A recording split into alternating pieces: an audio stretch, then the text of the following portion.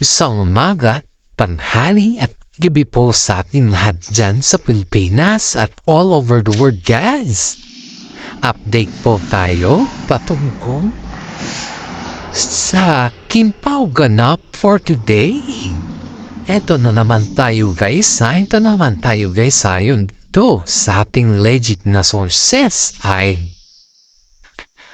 pinakita talaga ni Paolo Avellino ang kanyang nararamdaman kay Kim Chiu, guys. Talagang kitang-kita mo yung pagsakripisyo ni Paolo Avellino na pag-amin na ano na yung nararamdaman niya kay Kim Chiu. Ito guys ang daming nagsasabi po na first time daw ni Kim Chiu na makita or makasalamuhan yung kapatid ni Paolo Avellino. Which is, hindi naman first time guys. Kasi nga, do you remember nung nag-vlog ako sa inyo nung last month na pumunta si Kimmy dun kasi invited siya dun sa kasal ng pinsan ni Paolo? That was the third time na hindi lang kasi ito kinakapture ng mga kamera or yung bang kinukuha ng mga photos. May mga photos naman sila guys.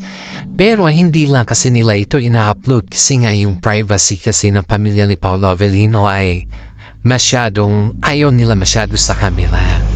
Siyempre hindi naman sila artista guys. Maybe baka kasi may mga iba kasing tao guys na gagamitin yung mga pictures nila for their own interest. Yun yung ayaw na pamilya ni Paolo Avellino. Kaya nga po pinag-isipan ng po nila na if they take picture to them, yung sa kanila lang, just save it in their gallery. Huwag nang i-public pa. Kasi nga po, alam naman natin sa social media pag may mga picture kasi na relatives ni Paolo Avellino dyan na nung lalo na yung mga artist kasama nila ay talagang gawa nila ng mga sariling content. Baka may mga time din kasi na yung mga instead maganda yung intention nakakagawa sila ng pangit na content. Baka yun yung ayaw nila. Baka kasi magkaroon ng sirahan. Kaya ni-demand ng pamilya ni Paolo Avellino na no need to take picture for them as long as nakabanding sila sa okasyon niya. Of course guys, ito pa, napakasarap sa pakiramdam ni Kim Chiu na nakasama rin or nakabanding din niya yung kapatid ni Paolo Avellino na babae. I don't ask the name of course kasi nga po it's very private for them pagdating sa mga ganyan na bagay. Pero I just ask the friend of Kimmy na kumusta naman yung kanilang banding in. Alam nyo ba guys, sabi ni based dito sa ating legit na sources, sabi niya dito na si Paolo daw yung kakaibang face sa kanila. Hindi daw siya kamukha ng kanyang mga kapatid, kundi I don't know if kamukha ng tatay niya ata. Si alam naman natin yung si Paolo is half American naman to eh. Hindi siya puro. I don't know sa mga kapatid niya kung puro Amerikani. Mga yun or half din sila. I don't know guys. I'm just focusing on Kim Pawa. Pero dahil nga po si Paolo Avellino ay spotted na kasama niya. Ay si Kim Chiu po ay spotted na kasama niya yung mga pamilya ni Paolo Avellino. We're so very glad and proud to say na nila bandera na talaga ni Paolo Avellino si Kim Chiu sa kanyang pamilya. Kaya nga po ito yung sabi nila na parang every time na pumupunta sila Paolo Avellino at saka si Kim Chiu sa Baguio ay may pinag-uusapan na about sa long table niya. Kasi nga they already engaged guys. Remember, they already engaged sa kanila na po yan. Kung aminin nila or hindi. Kasi hindi naman natin pwedeng ipagdikdikan kung hindi naman sila nagsasalita. Diba? And of course guys, dahil sa showbiz kasi may mga protocol mga yan na kung sabi ng management na huwag kayong amin. Hindi talaga sila amin. Pero may mga time na nadudulas talaga si Paolo. And of course, alam niyo ba kung ano yung kinihilingan ng mga netizens sa ngayon? Ay si Paolo, guys. Kasi alam kasi nila kung paano pa ikutin si Paulo eh. Paano nila kunin yung kiliting niya para magsabi si Paulo madulas na. Kaya ang sabi ng mga netizen is, kung may mga interview, si Paulo na lang yung bigyan nyo ng mic kasi si Kim Chiu kasi ang bilis niya kasing kumats up sa mga point ng mga reporters kaya agad niya itong ibahin yung topic. Pero kay Paulo kasi, nag-direct na kay Paulo, direct din yung sagot niya na wala nang panigoy-nigoy pa. Kaya ng kanyang pagmamahal guys ay talagang diniretsa niya na there's something difference na kila Tim Chat sa si Paulo Filino. Of course yes, kahit naman siguro sino na yung gano'n on the spot ka at saka palagi ka dun sa bahay nila Paulo Avellino.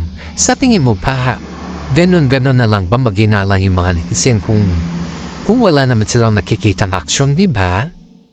Heto pa guys, nagsalita na yung mami ni Paulo patungkol sa mga issues na kumakalat na parang ito kasing kumakalat guys ha. Ayon dito it's not yung nabasa lang natin pero talagang hindi lang, si Kim Chiu kasi guys is ayaw niya yung negative, ayaw niya yung mga negative messages or mga negative comment. Kaya nga po hindi masyadong, kumbaga hindi masyadong sinabi ni Kim Chiu ito sa lahat ng mga interview ba. Do you remember yung bag na binigay ni Mami ni Paulo?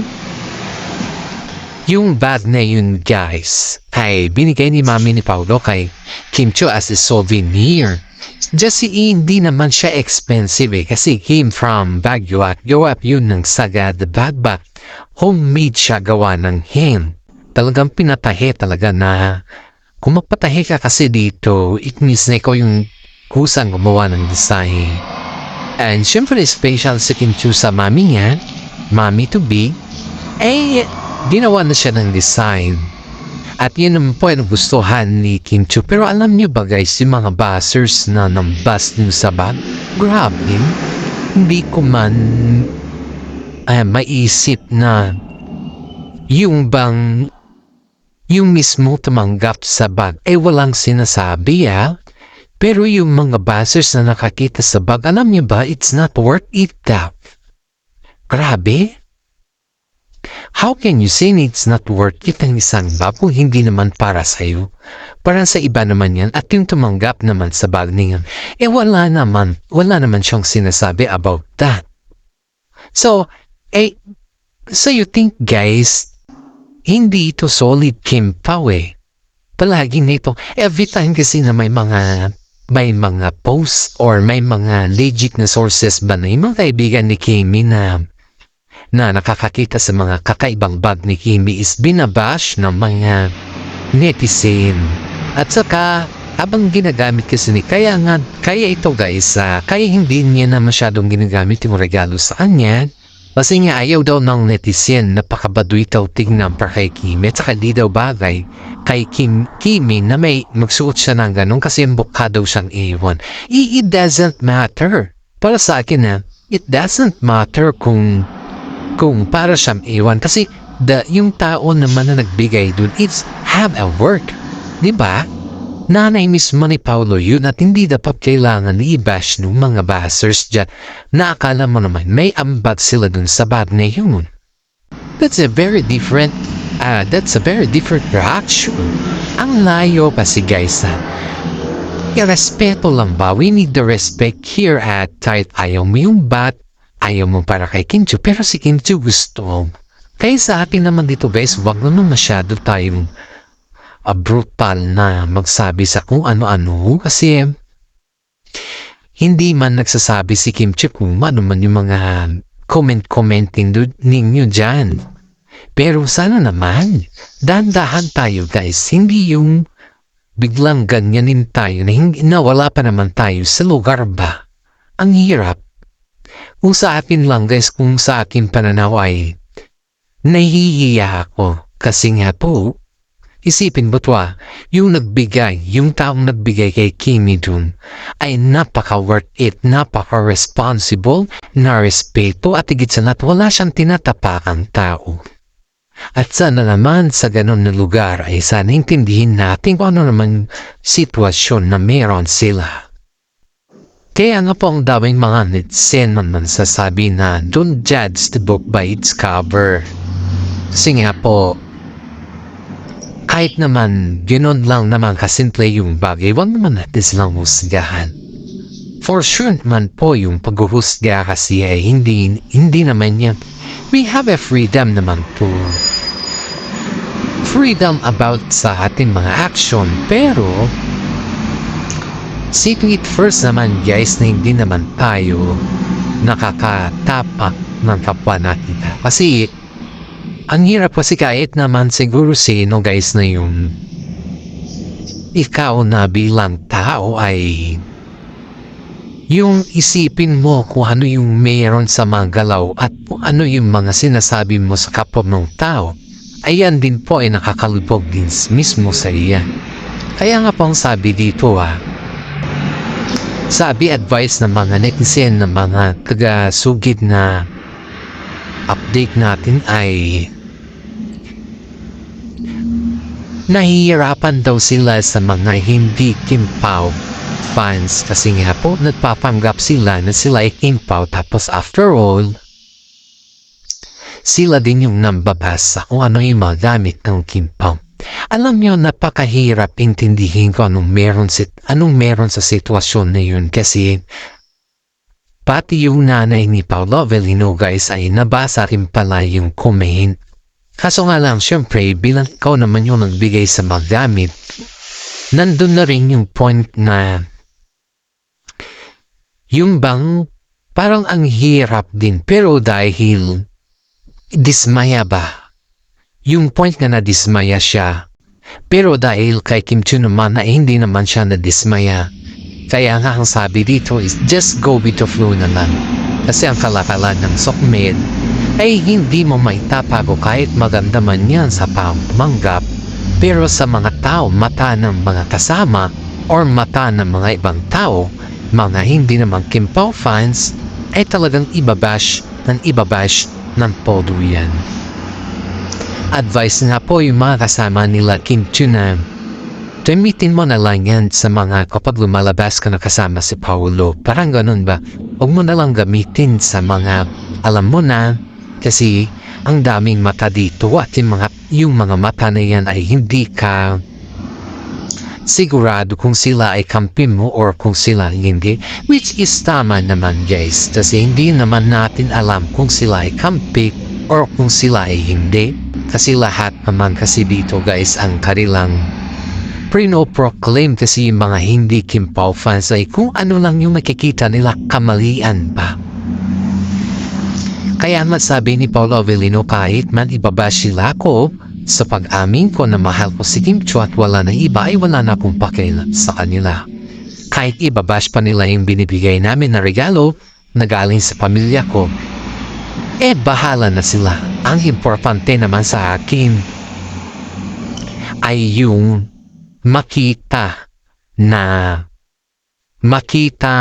ni Kim Chiu kung ano yung meron sa pamilya ko, kung paano sila intindihin at kung paano siya entertainin at kung paano siya i-welcome ng pamilya ko. Hindi naman yung mga nambabas ang humarap o ang mag-welcome kay Kim Chiu kundi ang pamilya ko. Kaya hanggat maaari po, sana pakiusap ko, wag naman nating lagyan ng negatibo kung ano man yung nakikita natin nakakaiba na gamit ni Kimi. Kasi sa mga nagbibigay naman po dyan, wala namang ibig sabihin yan, pati sa mga nag-receive. Pero sa mata ng mga judgmental kasi, grabe.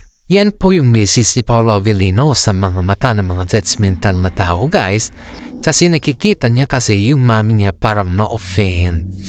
Of course, hindi kasi sanay yung mami niya pagdating sa mga offend word Siyempre hindi naman lumaki yung mami niya sa showbiz. Kundi si Paolo lang at saka si Kim Chiu yun kasi yung pagkaintindi ng mami niya. Pero of course guys, kahit ganun po yung narinig natin, kahit ganun po yung sinasabi ng mga iba dyan, ay ang isa lang yung nasasabi natin, inggit sila. Kaya nga ang mga netizen dito guys ay nagsasabi na wag na lang silang patulan. Kasi nga pag yan kasi pinapatulan mo ay mas lalong lumalala yung kanilang sitwasyon. Kaya nga po ang advice ng mga netizen na hindi alam po ano yung mga sinasabi ng kapwa nilang vlogger dyan or yung mga commenters dyan ay nakakasira sila ng alikampunin o nakakasira sila ng mga imahem ng mga ibang tao. Aside from that guys ay parang sinasabi kasi ng mga iba na hindi naman kasi tama yung ganon ang sasabihin ng mga ibang content dito ba yung mga ibang fans na hindi naman natin kilala kung sino talaga sila. At sayang guys, even though ganun yung mangyari is proud pa rin si Paolo Avellino kay Kimi. Dahil pinakita ni Paolo Avellino kung gaano siya katapang at gaano siya kaloyal kay Kim Chiu pagdating sa lahat-lahat.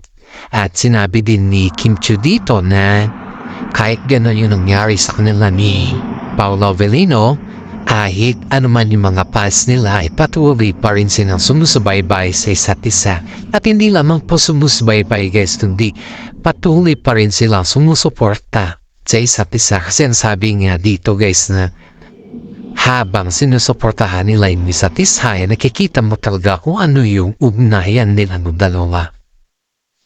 Madami naman mga fans na dahil ng mga senior citizen dyan ang proud na proud kay Paolo Avellino kasi yun.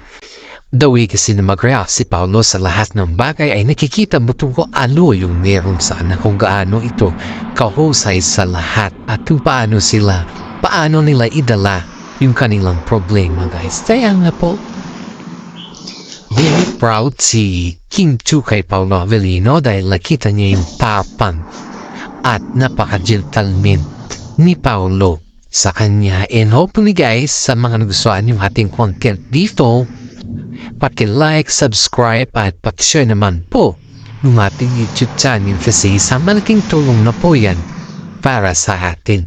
Alam kong maghihintay na po kayo sa ating next na update at sana naman matulungan ninyo po ako na makamit yung target natin kasi tayo po ay magbibigay ng ayuda sa mga kasama po natin na need din po yung help na charity. Maraming salamat guys at hanggang dito na lang po yung ating YouTube channel. God bless po sa ating lahat.